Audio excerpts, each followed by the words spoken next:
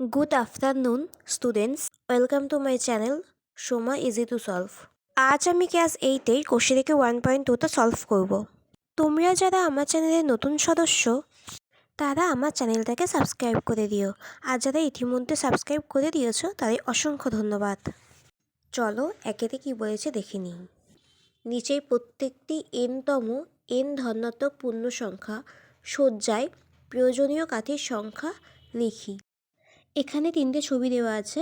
প্রথম ছবিতে 6টা কাঠি আছে, 2 নম্বর ছবিতে 11টা কাঠি আছে এবং 3 নম্বর ছবিতে 16টা কাঠি আছে। আমাকে পরের ছবিতে কটা কাঠি বসবে সেই কাঠির সংখ্যা বসাতে হবে। আমি লিখে নিচ্ছি। এখানে প্রথমে 6টা কাঠি ছিল, তারপরে 11টা কাঠি, তারপর 16টা কাঠি এবং তারপরে কী হবে সেটা বার করতে হবে। দেখো এখানে দ্বিতীয় কাঠির সংখ্যা কত ছিল? 11। সেই 11 থেকে প্রথম কাঠির সংখ্যা বাদ দেব, তাহলে 11 থেকে 6 বাদ দিলে হচ্ছে 5। এবার 5-এর সাথে n গুণ করব।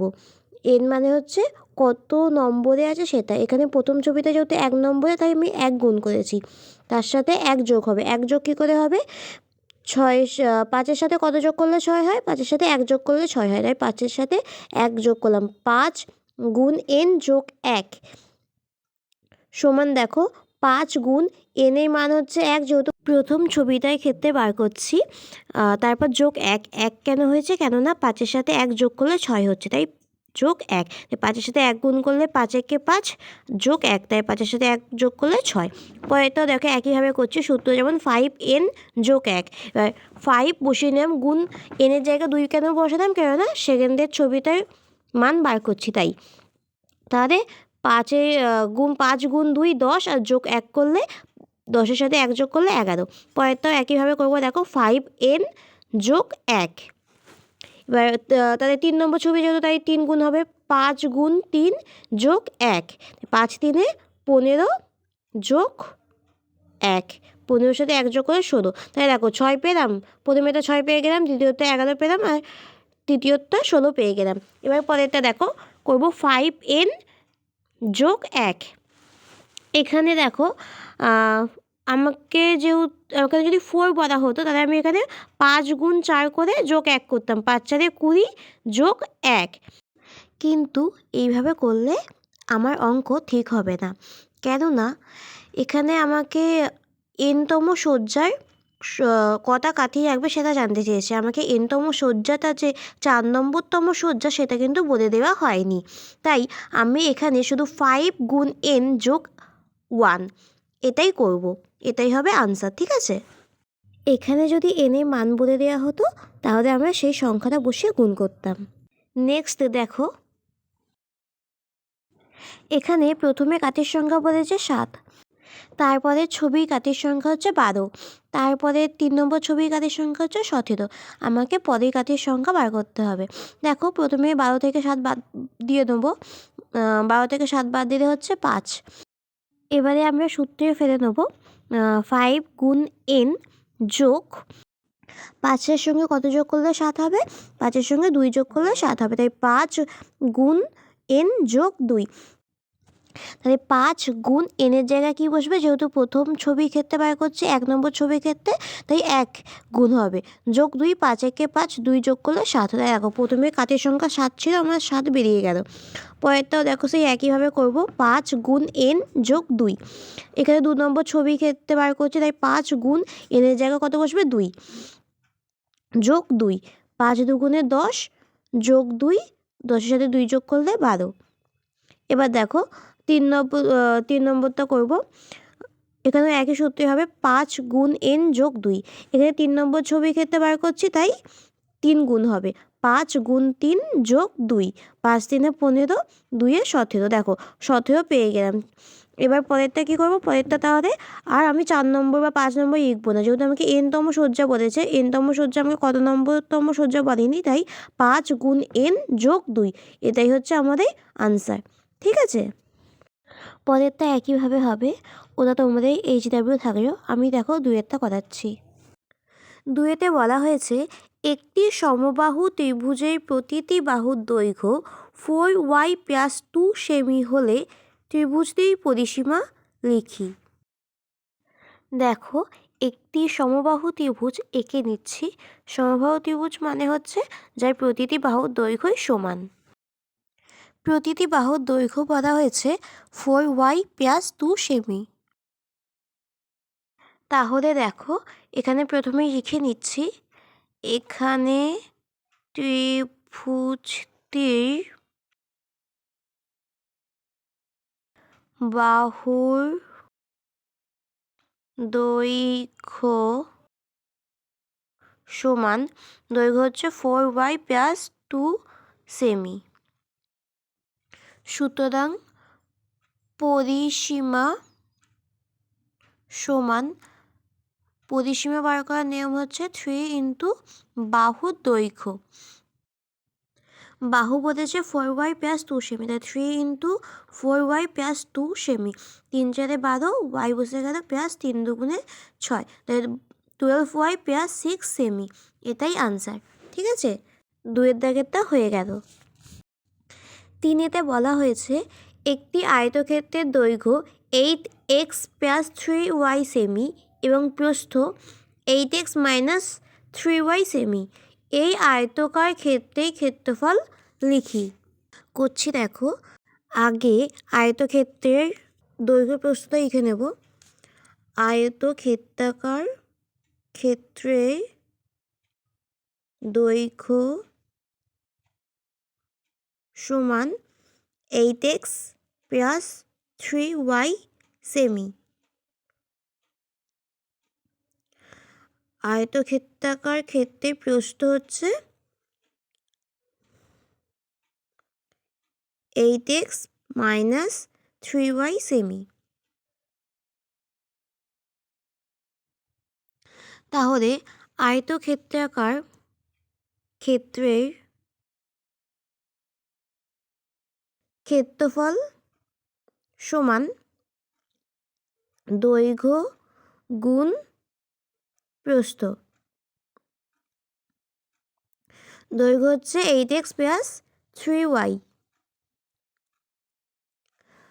আর প্রস্থ হচ্ছে 8x - 3y।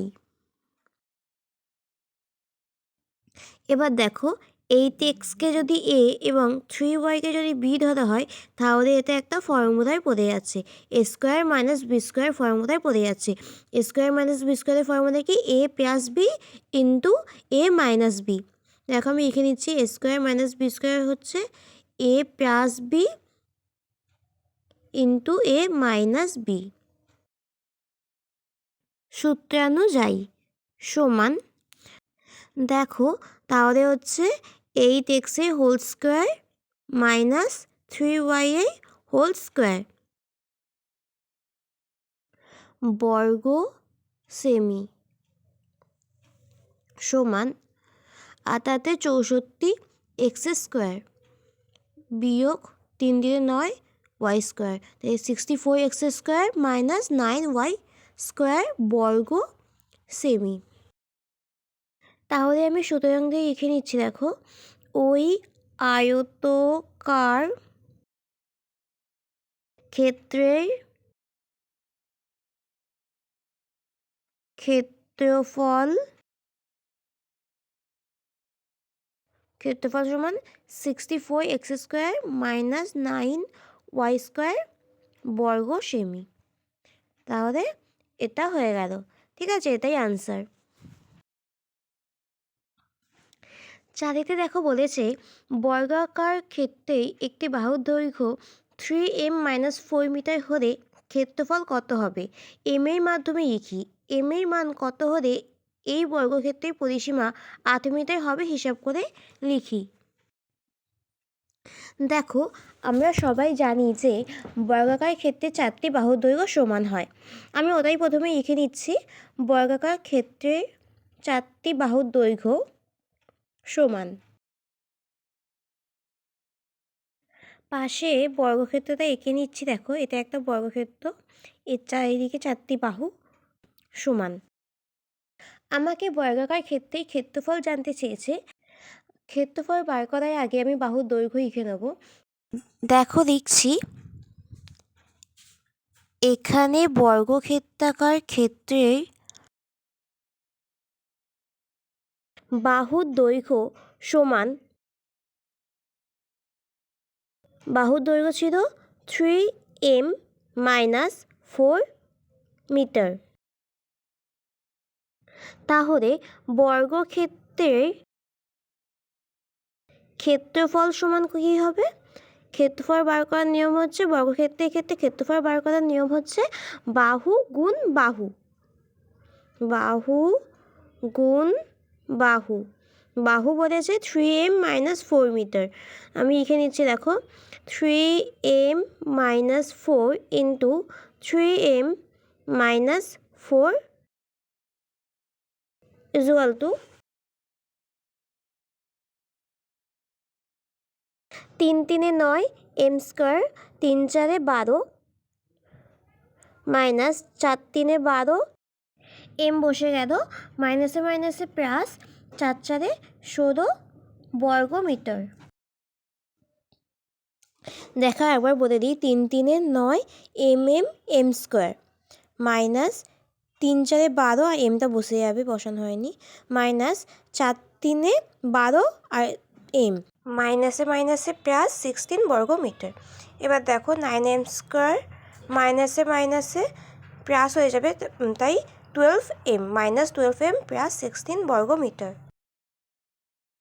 তাহলে দেখো আমরা বর্গক্ষেত্রের ক্ষেত্রফল পেয়ে গেলাম। এবারে বর্গক্ষেত্রের পরিসীমা বার করব। বর্গক্ষেত্রের পরিসীমা সমান, বর্গক্ষেত্রের পরিসীমা বার করার নিয়ম হচ্ছে 4 ইন্টু বাহুর দৈর্ঘ্য, 4 ইন্টু বাহুর দৈর্ঘ্য সমান 4 ইন্টু বাহুর দৈর্ঘ্য ছিল 3m মাইনাস 4 মিটার। দেখো তাই লিখে নিচ্ছি, 4 ইন্টু 3m মাইনাস 4 মিটার। এখানে আমাদের বলা হয়েছিল যে m এর মান বার করতে হবে, আর বর্গক্ষেত্রের পরিসীমা যদি 8 মিটার হয়। দেখো আমি তাদের 4 into 3m minus 4 equal to 8 লিখে নিয়েছি, যেহেতু আমাদের পরিসীমা 8 বলে দিয়েছে, বা 3m মাইনাস 4 ইকুয়াল টু 8। এবার 4 হচ্ছে গুণের সম্পর্কে আছে, যখন বাদিক থেকে যখন ডান দিকে চলে আসবে তখন কী হবে, ভাগের সম্পর্ক হয়ে যাবে। এবার কাটাকুটি যাবে, দেখো 4 1 4, 4 2 8, বা 3m মাইনাস 4 ইকুয়াল টু 2, বা 3m ইকুয়াল টু 2। 4টা বাদিকে বিয়োগের সম্পর্কে আসে, যখন ডান দিকে আসবে তখন কী হবে, যোগের সম্পর্কে চলে আসবে, তাহলে 2 প্লাস 4, বা 3m ইকুয়াল টু 2 যোগ 4 হচ্ছে 6। এবার m ইকুয়াল টু 3টা গুণের সম্পর্কে ছিল, যখন ডান দিকে আসবে তখন কী হতো, ভাগের সম্পর্কে, তাহলে 6/3, 3 1 3, 3 গুণে 6, বা m ইকুয়াল টু 2। তাহলে আমাদের 2 উত্তর বেরিয়ে গেল। এবার সুতরাং লিখে নেব, m এর মান 2 হলে বর্গাকার